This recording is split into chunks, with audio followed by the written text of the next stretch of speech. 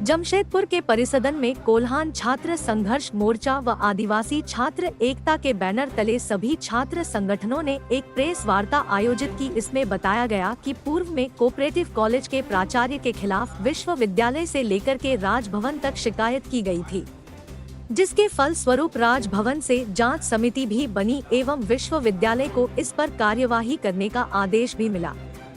परंतु कोल्हान विश्वविद्यालय के रजिस्ट्रार एवं प्रशासन के लोग कहीं न कहीं प्राचार्य अमर सिंह को बचाने का कार्य अपने निजी स्वार्थ के लिए कर रहे हैं। छात्र संगठनों के आंदोलन के बावजूद कोऑपरेटिव कॉलेज के प्राचार्य के खिलाफ कोई कार्रवाई नहीं किया जाना कई सवाल खड़े करता है।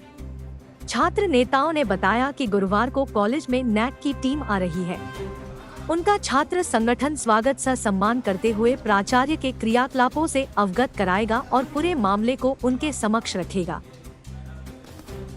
5-6 अक्टूबर को 2023 को कोऑपरेटिव कॉलेज के प्रांगण में होगा धरना प्रदर्शन और उसमें नारा रहेगा कि अमर सिंह कोल्हान छोड़ो। इस पर कई तरह के आरोप है, कर्मचारियों पर दुर्व्यवहार करने का, और जो बेरोजगार जो छात्र है, जो आदिवासी छात्र है, जो कॉलेज में दैनिक भत्ता के आधार पर काम करता था, उनको निकाला गया। इतने सारे आरोप है और उन पर वित्तीय अनियमितता का आरोप है और इसीलिए हम लोग धरना प्रदर्शन करके इसको आईना दिखाने का काम करेंगे।